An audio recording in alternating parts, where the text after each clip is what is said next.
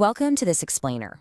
Look, if you're an ambitious young professional looking to build generational wealth and curate a true luxury lifestyle, you already know that every single detail matters. Today, we're breaking down a fascinating source that explores why the timepiece you choose to strap onto your wrist isn't just a simple accessory, it's actually a highly strategic financial marker. We're going to look at the unexpected dress watches that protect your wealth while instantly elevating your status in any room. Just take a look at this quote. Most people in their 20s buy a luxury watch for one very simple reason: validation. They scroll through their social feeds, see an influencer wearing a generic, chunky dive watch like a Submariner, and just assume, okay, that's what wealth looks like. So they grind for years to drop 15 grand on a heavy sports watch, pair it with a bespoke suit, and walk into a boardroom thinking they've totally arrived. But here's the brutal truth they definitely don't tell you at the boutique. Shoving a giant rotating diving bezel under a formal shirt cuff doesn't make you look wealthy.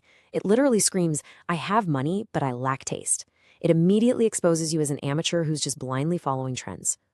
Okay, let's dive into this. On one side, you've got this amateur trend of loud budgeting your status with a bulky sports watch. But on the other, the wealthy edge. Because true generational wealth doesn't shout, it whispers. The real players in the room, the ones actually holding the keys to your next tax bracket, they're going to look at your risk and immediately know if you're a novice or a peer.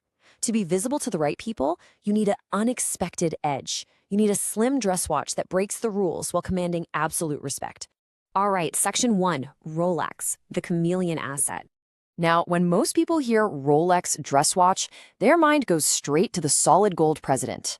But at $40,000, yeah, that is a massive, ego-driven liability early in your career. The unexpected savior for your capital here is actually the Datejust 36, but it has to be configured with absolute precision. We're talking a white gold fluted bezel, a gorgeous mint green sunburst style, and that incredibly fluid 5-link Jubilee bracelet. It completely transforms the watch.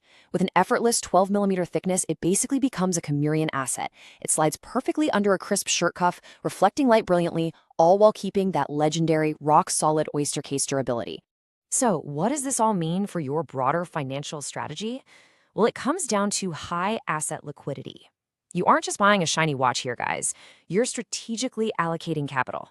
A steel and white gold Datejust holds its value better than almost any traditional leather-strap dress watch out there. Wearing this signals to the room that you truly understand asset liquidity. If a once-in-a-lifetime real estate deal lands on your desk tomorrow, you own an asset that can be converted back to cash in 24 hours flat. Moving on to Section 2, Omega, the silent flex. But is holding value enough, or are you kind of just paying a massive premium for a famous logo? Listen, if Rolex is the watch of the recognized elite, Omega is the choice of the intellectually wealthy. And it begs a pretty funny question.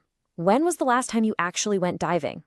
Let's be real for a second. Dropping your AirPods in the shallow end of the pool does not count. So why on earth are you carrying the dead weight of a massive rotating dive bezel to a high-stakes networking event? The Aquaterra belongs to the Seamaster dive family, so it gives you that exact same 150 meters of water resistance, but it smartly strips away all that aggressive bulk for pure architectural elegance. Now, what's really interesting about this slide is what's going on beneath the surface. Inside that 38 or 41mm Aquaterra beats the caliber 8900 movement. It boasts magnetic resistance up to 15,000 Gauss.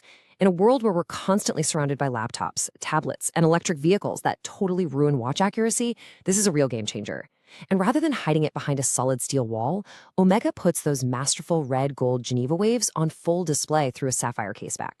It's this brilliant silent flex that tells everyone you value true engineering over marketing hype. Which brings us to Section 3, the vintage arbitrage play. But hold on, what if the absolute smartest financial move isn't buying new at all? While everyday consumers are out there begging authorized dealers for modern steel watches, the really sophisticated collectors are exploiting market inefficiencies by looking backwards. Take a look at historical examples like a 1960s Omega Constellation featuring a Gerald Genta P-pan dial, or a gold-capped 60s Seamaster on a rich brown strap. These are true historical dress watches. They're impossibly slim, endlessly elegant, and they carry this rich heritage and old money aesthetic that modern, mass-produced machines simply cannot replicate. And get ready for this jaw-dropping number, $2,000 to $4,000. Seriously, read that again. For a mere fraction of the cost of a modern Rolex, you can acquire a solid gold or gold-capped vintage Omega.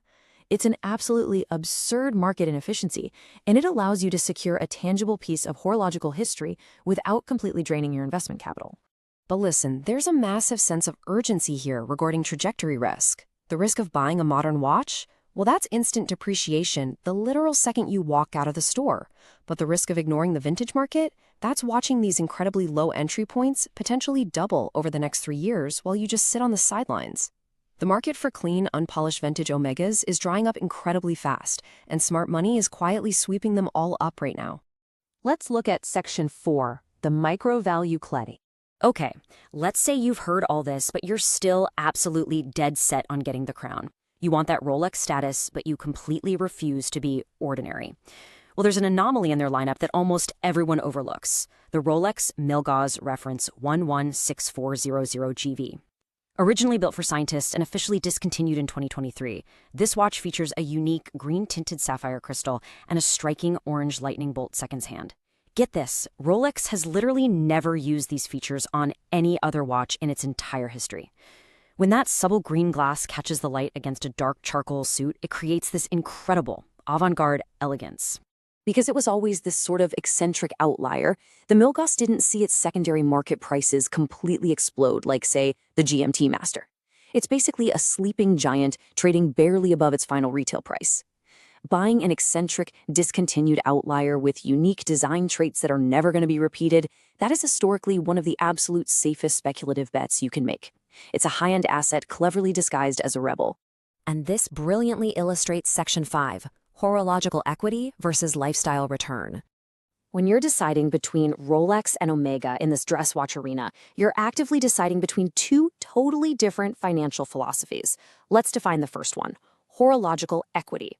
When you buy a Rolex, whether it's a Datejust or a Milgauss, you're paying a premium for a global currency. You're acquiring a blue-chip asset that acts as a bulletproof shield for your capital. It literally opens doors for you in business because that little crown logo is universally equated with success. On the flip side, we have the Omega philosophy, which is all about lifestyle return.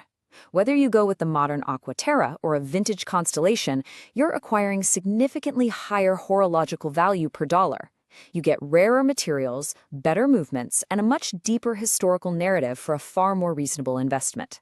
It tells the room that you're confident enough that you don't need a mass-market logo to validate your net worth. So the crucial point is this. The Rolex Datejust, that gives you liquid stability. The Omega Aquaterra provides mechanical superiority. A vintage Omega grants you old money prestige, and the Rolex Milgauss offers speculative upside. Look, both brands lead to wealth, but only if you buy them with the right mindset. A luxury watch should be a milestone marker representing your discipline and hard work. It should never, ever be a financial stretch. Let's move to Section 6, the Master Key. Look, we have to be completely honest with each other as we wrap up this explainer. Owning a $5,000 Omega or a $10,000 Rolex is not going to make you wealthy if you don't understand how money actually works. A watch merely keeps time. It's up to you to dominate it. The absolute biggest mistake young professionals make is trying to buy the luxury lifestyle before they've built the engine that pays for it. Here's the actual blueprint the top 1% use. Number 1, build the economic engine first.